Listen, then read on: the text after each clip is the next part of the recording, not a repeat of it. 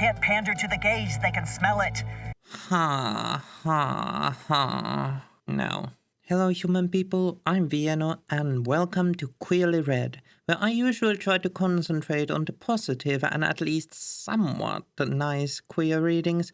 Not this time though, because this time we're looking at Q-Force, Netflix's newest big gay show about queer spies doing gay things. And unlike usual, we aren't going to discover hidden queerness in seeming straightness. Instead, we are going to see just how straight the show is. And as per usual with new shows, spoilers are plenty from this point on.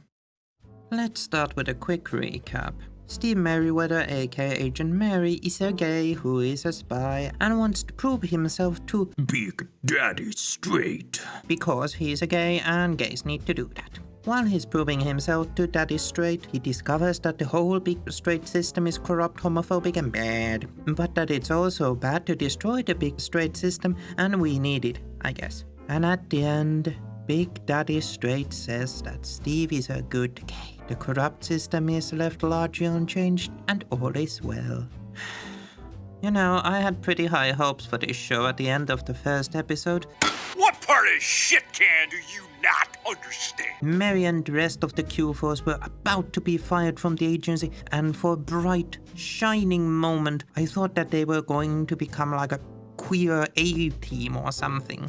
But no, this is a story about Agent Mary trying to prove himself to the agency and fit into its barely implicit heteronormativity.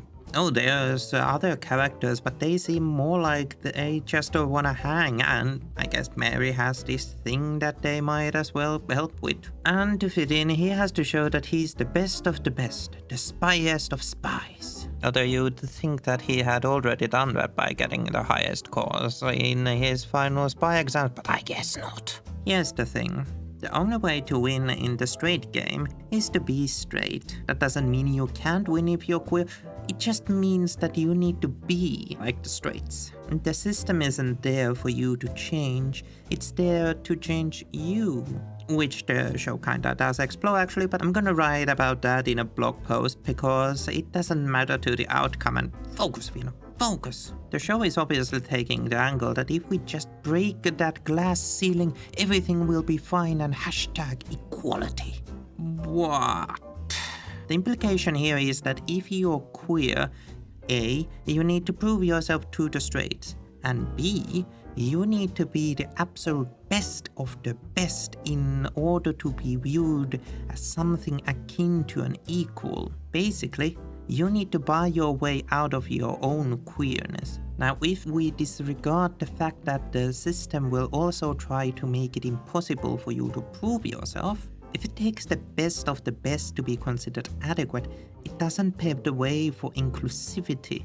It sets a precedent to measure others against. You need to be this useful to ride. And it doesn't seem like the show really believes that breaking a glass ceiling will actually do much either, because we see that V, the deputy director of the agency, is still being undermined behind her back because of her gender. And yes, this whole narrative and expectation of minorities is far bigger than just a good gay, but these videos are 5 to 10 minutes long, and I'm doing this queer viewpoint shtick, so another time, another video. But hey, Mary proves that he is a good gay, and we all get a happy ending, right? As I watched the show, I wondered, who is it for? And this is kind of an important question when talking about media or anything that's advertised as queer, because not all of it is aimed at queer people. Although I kinda implied this show is pandering to the gays at the start of this video, I'm not actually sure about that. It feels pretty straight. Not like aggressively straight, but I like the queer media and therefore I'm a good ally. Kind of straight. Casual straight. Yeah, like it's pandering more to the casual straight than anything. The problem with this is that rarely is a casual straight an ally. Sure, they'll say that they're an ally, but it's more that they want to take their slice of this hip, shiny thing called the queers. The queers! So why does Q-Force feel like it's for the casual straight? mainly because it doesn't try to shake things up. Sure, there's that bit in the middle, but then it just settles on the status quo at the end. The show lets the viewer feel like something subversive is done and said, but then pulls back and allows for a comfy, warm, cuddly finish. The point is, the show feels like visiting tour made by an outsider to an outsider, showing a very specific and clean version of queerness. It's not for people here, just to the people visiting.